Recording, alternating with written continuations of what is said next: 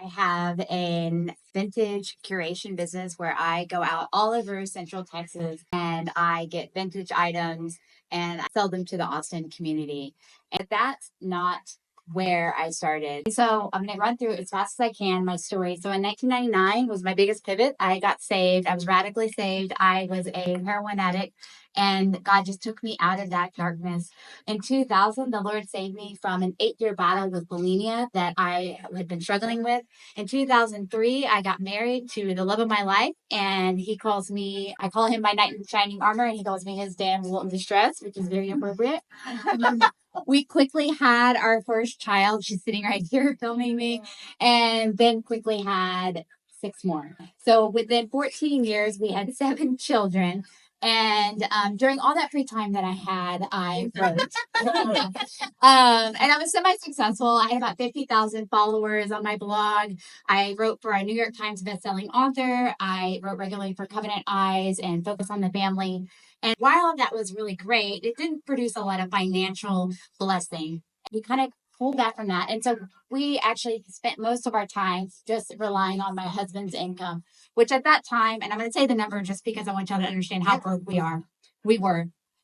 We were making $35,000 with 5 kids. And by the time we had 7 kids, we might have been pushing 50, 55, which I thought was a whole lot of money. Yeah. So I did what any rational person would do is I went on a vacation with my kids.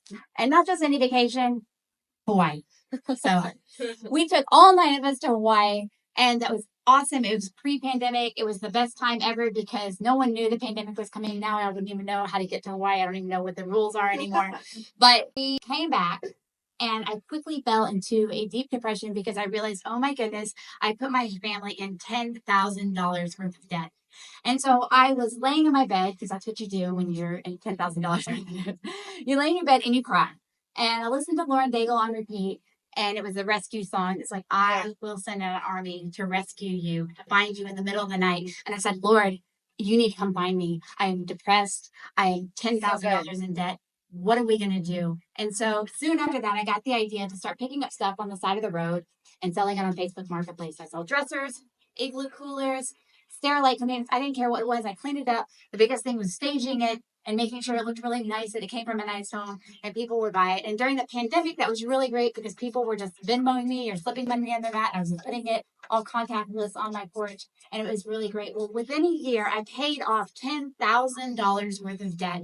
Not only $10,000 worth of debt, I paid off $3,000 of a pop-up camper that would take us on cheaper vacations and redid that. And then I paid off my second daughter's braces in full in cash. Not to mention all the times I went to HEB and I was able to pay in cash for our groceries, which was such a blessing.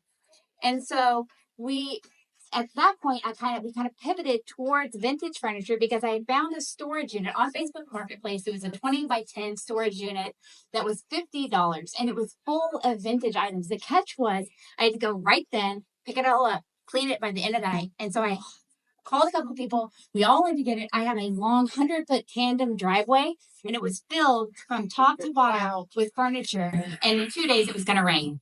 So we had to hurry up and sell. And I had people coming in, and I realized that I could make more money with vintage furniture than I was doing Sterilite containers and igloo coolers. And so that's when we shifted. It was so successful that by January 2022, we started a online e-commerce platform, Vulture.com.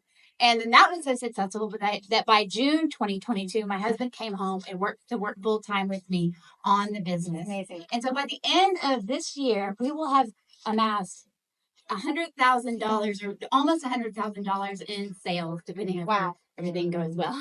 Talking about pivoting and how God wants you to pivot, just know that how you pivot is going to take you from maybe one place where you really, really loved and thought that you were going to do. Because I thought that I was going to be a writer forever. I went to journalism school, thought I was going to live in New York, and God pivoted me out of that into what I'm doing now. And it never takes you from a good place to a bad place. He always takes you a good place to a better place. And so definitely keep that in mind, that when God asks you to pivot, he never replaces it with something worse. Because I can tell you now that when I was blogging, I wanted so bad to reach people for Jesus. And how can I reach the lost? How can I reach the lost? But now the lost are literally chasing me to come into their homes, to bring them furniture. So I get to share the love and light of Jesus when I'm delivering furniture. I'm getting to pray over the furniture. I'm praying over the people after I hear their stories. And so it's just a really amazing thing that I could have never realized that pivot was such exactly the answer to prayer.